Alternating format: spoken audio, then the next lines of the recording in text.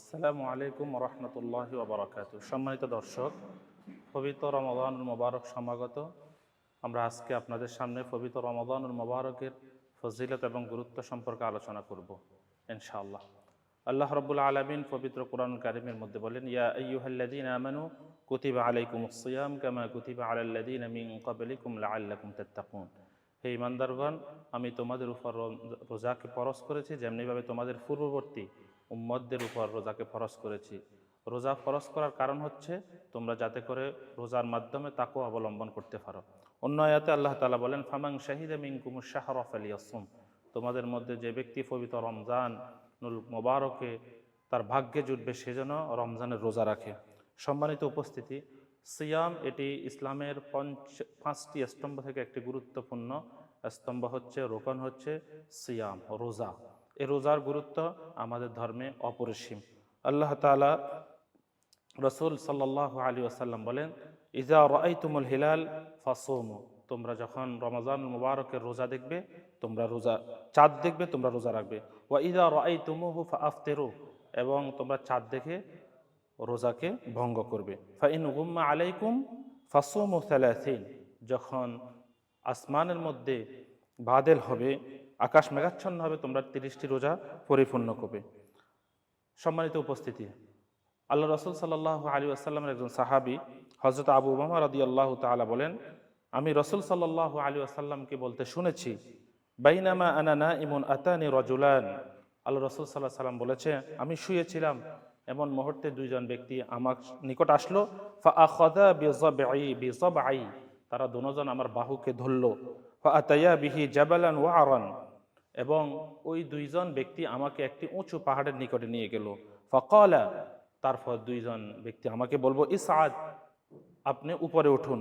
ফাকুলতু, আল্লাহ রাসূল সাল্লাল্লাহু আলাইহি ওয়াসাল্লাম বলেছেন, ইন্নী লা আতিকুহু, আমি তো উঠতে পারবো না এত উঁচু পাহাড়ে। ফাকালা, তারপর ওই দুইজন লোক ব্যক্তি বলল, সানাসহালুহু লাক, আমরা আপনাকে পাহাড়ে ওঠার জন্য এটাকে সহজ করে দিচ্ছি। ফাসআদতু, আল্লাহ রাসূল সাল্লাল্লাহু আলাইহি ওয়াসাল্লাম বলল, এরপর আমি পাহাড়ে উঠে গেলাম। হাত্তা ইযা কুনতা ফি সাওয়াইল জাবাল, আমি যখন পাহাড়ের একদম সমতল ভূমিতে গিয়ে পৌঁছলাম, ইযা বিআসওয়াতিন শাদীদ, আমি দেখলাম খুব বিকট আওয়াজ। কুলতু মা হাযিহিল আসওয়াত, এরপর আল্লাহ রাসূল বলতেছে, এটি কিসের আওয়াজ? ক্বালু হাযা আওয়াউ আহলিন নার, এটি হচ্ছে জাহান্নামীদের বিভৎস আওয়াজ, কুৎসিত আওয়াজ। সুম্মা ইনতালাকা বি ফাইযা আনা বিকওমিন মুআল্লিকিনা বিআরাকিবিহিম মুশাক্কাতাতি আশদাকিহিম।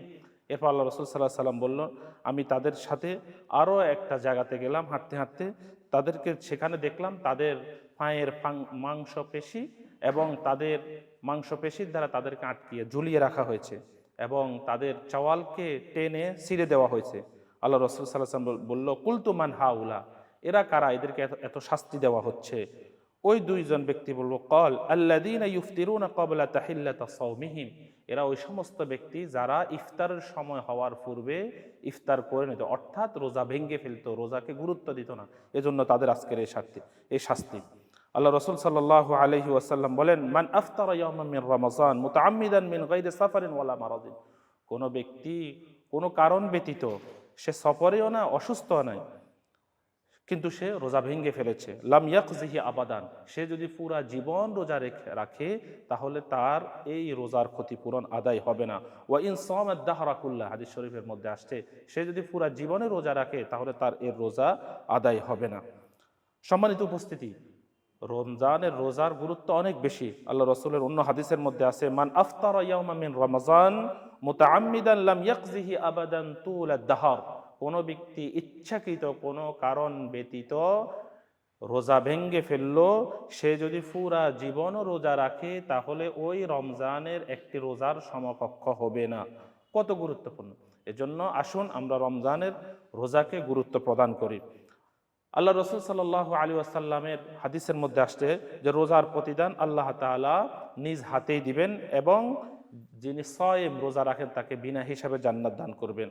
আল্লাহ রাসূলের হাদিস, কুল্লু আমাল ইবনে আদম ইউযাআফুল হাসানাতু বিআশরি আমসালিহা, আল্লাহ রাসূল বলেন প্রত্যেকটি আমলের বিনিময় 10 গুণ করা হবে, ইলা 700 যায়ফ, 700 গুণ পর্যন্ত। ক্বাল আল্লাহু তাআলা ইল্লা সাওম, এরপরে বলেছে শুধু রমজানের ফজিলত ভিন্ন। ফা ইন্নাহু লি ওয়া আনা আজজি বি, রোজা এটি আমার জন্য, আর এটার প্রতিদান আমি নিজ হাতেই দিব, কিংবা এটার প্রতিদান আমি আল্লাহ তাআলা নিজেই। ইয়াদা শাহওয়াতাহু ওয়া তাআমাহু মিন আজলি, কেন রমজানের তার খাদ্য এবং চাহিদা সকল কিছু সে বিসর্জন দেয় শুধুমাত্র আল্লাহর জন্য।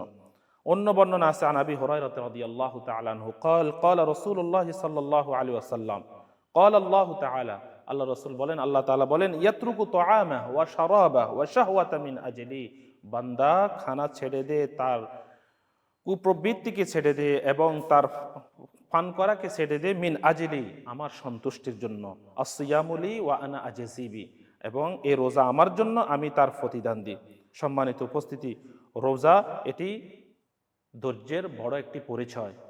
ধৈর্যকারীকে আল্লাহ তাআলা অপরিসীম নেক দান করেন। কোরআনুল কারীমের মধ্যে বলেন, ইন্নামা ইউআফাস সাবিরুনা আজরাহুম বিগাইরি হিসাব, আল্লাহ তাআলা যারা ধৈর্য প্রদান করে, ধৈর্যশীল হয়, তাদেরকে অগণিত তাদেরকে সওয়াব প্রদান করেন। আর রোজাটা হচ্ছে ধৈর্য প্রদর্শনের পরম্পরা, কাজটা হচ্ছে রোজা। আল্লাহ রাসূল সাল্লাল্লাহু আলাইহি ওয়াসাল্লাম হাদিসের মধ্যে বলেন যে আল্লাহ তাআলা কাল কিয়ামতের ময়দানে রোজাদারকে নিজ হাতে পানি পান করাবেন। সুবহানাল্লাহ। ইন্নাল্লাহা তাবারাকা ওয়া তাআলা ক্বাযা আলা নাফসি, আল্লাহ তাআলা নিজের উপর সিদ্ধান্ত নিয়েছেন, আন্নাহু মান আ'তাশা নাফসাহু লি ফি সাইফিন সাকাহু ইয়াউমাল আত, যে ব্যক্তি প্রচণ্ড গরমের সময়ে নিজের নফসকে কষ্ট রেখে পিপাসার্ত অবস্থায় সে রোজা রেখেছে, আল্লাহ তাআলা কিয়ামতের ময়দানে নিজ হাতে তাকে পানি পান করাবেন। সুবহানাল্লাহ। এত অনেক বড়, অনেক বেশি ফজিলত রয়েছে। অন্য হাদিসের মধ্যে আল্লাহ তাআলা বলেন, হাদিসে কুদসি, আসসিয়ামু লি ওয়া আনা আজজিবি ফা ইন্না লাহুম ইয়াওমাল কিয়ামাতি হাউজান মা ইয়ারিদুহু গায়রুস সাইম, আল্লাহ তাআলা কিয়ামতের দিন এমন একটি হাউজ থেকে রোজাদারকে পানি পান করাবেন, যেই হাউজে অন্য কোনো ব্যক্তি পানি পান করার কোনো সুযোগ নেই। আল্লাহ তাআলা, রাসূল সাল্লাল্লাহু আলাইহি ওয়াসাল্লাম বলেন, রোজা হলো জান্নাত লাভের একটি পথ। লম্বা একটি হাদিস, আল্লাহ রাসূল সাল্লাল্লাহু আলাইহি ওয়াসাল্লামের একজন সাহাবী হযরত হুযায়ফা রাদিয়াল্লাহু তাআলা আনহু বলেন, ক্বালা আসনাদতুন নবিয়্য সাল্লাল্লাহু আলাইহি ওয়াসাল্লাম ইলা সাদরি, যে আমি আল্লাহর রাসূলের বুকের সাথে বুককে মিলিয়ে নিয়েছি। ফাকাল মান ক্বাল লা ইলাহা ইল্লাল্লাহ খুতিমা লাহু বিহা দাখালাল জান্নাহ ওয়া মান সামা ইয়াওমান ইবতিগাআ ওয়াজহিল্লাহ খুতিমা লাহু বি দাখালাল জান্নাহ। আল্লাহ রাসূল বলেছেন, যে ব্যক্তি লা ইলাহা ইল্লাল্লাহ বলেছে এবং এটির উপর তার মৃত্যু হয়েছে, সে জান্নাতে প্রবেশ করবে। এবং সাথে সাথে এই কথাও বলেছেন, যে ব্যক্তি আল্লাহ তাআলা সন্তুষ্টির অর্জনে রোজা রাখবে এবং এর উপর তার মৃত্যু হবে, দাখালাল জান্নাহ, সে ব্যক্তি জান্নাতে লাভ করবে। আল্লাহ রাসূল সাল্লাল্লাহু আলাইহি ওয়াসাল্লামের একজন সাহাবী হযরতে আবি উমামা রাদিয়াল্লাহু তাআলা আনহু বলেন, আতাইতু রাসূলুল্লাহ সাল্লাল্লাহু আলাইহি ওয়াসাল্লাম, আমি আল্লাহ রাসূল সাল্লাল্লাহু আলাইহি ওয়াসাল্লামের নিকটে আসলাম। ফাকুলতু, এবং এসে আমি আল্লাহ রাসূলকে বললাম, মুরনি বিআমালিন, ইয়া রাসূলুল্লাহ, আমাকে এমন একটি আমলের হুকুম দেন, ইয়াদখুলুনিল জান্নাহ, যে আমলের কারণে আমি জান্নাতে প্রবেশ করব। আল্লাহ রাসূল তাকে কি আমলের নির্দেশ দিয়েছেন? আলাইকা বিসসাওম, তুমি রোজা রাখো। ফাইন্নাহু লা আদলা লাহ, এই রোজার সমকক্ষ সমতুল্য কোনো আমল নাই। সুম্মা আতাইতুহু সানিয়া, হযরত আবি উমামা বলেন, ইয়া রাসূলুল্লাহ, আমাকে আরেকটি আমল বলেন, যে আমলের কারণে আমি সোজা জান্নাতে প্রবেশ করব।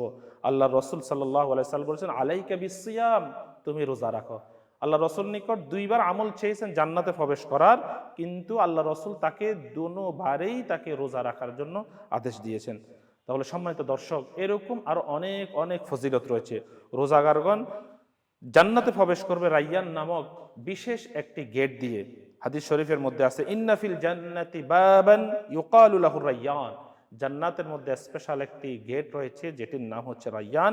ইয়াদখুলু মিনহুস সাইমুন ইয়াউমাল কিয়ামা, যেই দরজা দিয়ে, গেট দিয়ে শুধুমাত্র রোজাদার ব্যক্তিগণে প্রবেশ করবে। লা ইয়াদখুলু মিনহু আহাদু গায়রিহিম, ওই দরজাতে রোজাদার ব্যতীত অন্য কোনো ব্যক্তি প্রবেশ করতে পারবে না। ইউকাল আইনা সাইমুন, কিয়ামতের ময়দানে বলা হবে, কোথায় রোজাদারগণ? ফায়াকুমুন, এই ঘোষণার শোনার সাথে সাথে রোজাদার ব্যক্তিগণ দাঁড়িয়ে যাবে। এরপর বলা হবে, লা ইয়াদখুলু মিনহু আহাদু গায়রিহিম, সমস্ত রোজাদার তোমরা এই গেট দিয়ে প্রবেশ করো, তোমরা ব্যতীত রাইয়ান নামক গেট দিয়ে অন্য কোনো ব্যক্তি প্রবেশ করবে না। ফাইদা দাখালু যখন রোজাদার ব্যক্তিগণ এই গেট দিয়ে, রাইয়ান নামক গেট দিয়ে প্রবেশ করবে, উগলিক, এটাকে বন্ধ করে দেওয়া হবে, ফালাম ইয়াদখুল মিনহু আহাদ, আর কোনো ব্যক্তি এই গেট দিয়ে প্রবেশ করতে পারবে না। সম্মানিত উপস্থিতি দর্শকবৃন্দ, হযরত সাহাল ইবনে সাদ রাদিয়াল্লাহু তাআলা আনহু থেকে বর্ণিত, রাসূলুল্লাহ সাল্লাল্লাহু আলাইহি ওয়াসাল্লাম ইরশাদ করেন, ইন্না লিস-সাইমিনা বাবান ফিল জান্নাহ, জান্নাতীদের জন্য, রোজাদারদের জন্য জান্নাতে অনেকগুলা দরজা থাকবে। ইউকালু লাহুর রায়্যান, তার মধ্যে একটি দরজা হচ্ছে, গেট হচ্ছে রায়্যান। লা ইয়াদখুলু মিনহু গায়রুহুম ইযা দাখালা আখিরুহুম উগলিকা, ওই দরজা দিয়ে শুধুমাত্র রোজাদার ব্যক্তিরাই প্রবেশ করবে, রোজাদার ব্যক্তিগণ প্রবেশ করার পর ওই দরজা বন্ধ করে দেওয়া হবে। সম্মানিত উপস্থিতি, হযরত আবু হুরায়রা রাদিয়াল্লাহু তাআলা আনহু বলেন, রাসূলুল্লাহ সাল্লাল্লাহু আলাইহি ওয়াসাল্লাম ইরশাদ করেন, লিকুল্লি আহলি বাবিন মিন আবওয়াবিল জান্নাহ ইয়াদউনা মিনহু যালিকাল আমাল, রোজা এমন একটি আমল যেটার কারণেই জান্নাতের প্রত্যেকটি দরজা রোজাদার ব্যক্তিকে ডাকবে, প্রত্যেকটি ব্যক্তিকে জান্নাত, রোজাদার ব্যক্তিকে জান্নাত আহ্বান করবে।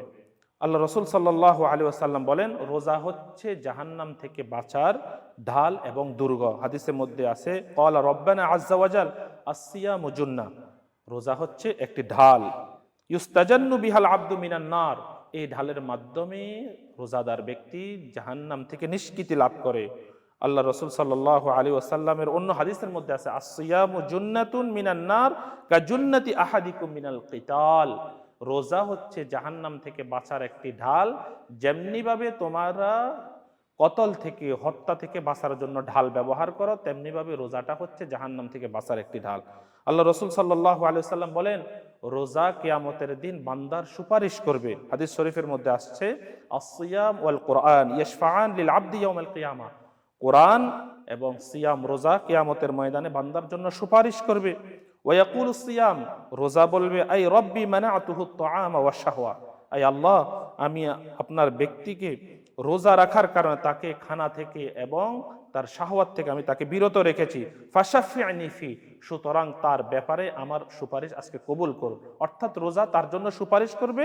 আল্লাহ তাআলা বলেন, ক্বালা ফায়ুশাফাআন লাহু, কোরআন এবং রোজা ব্যক্তির জন্য সুপারিশ করবে, আর এই সুপারিশ আল্লাহ তাআলা কবুল করবেন, গ্রহণ করবেন, তাকে জাহান্নাম থেকে নিষ্কৃতি দিবেন।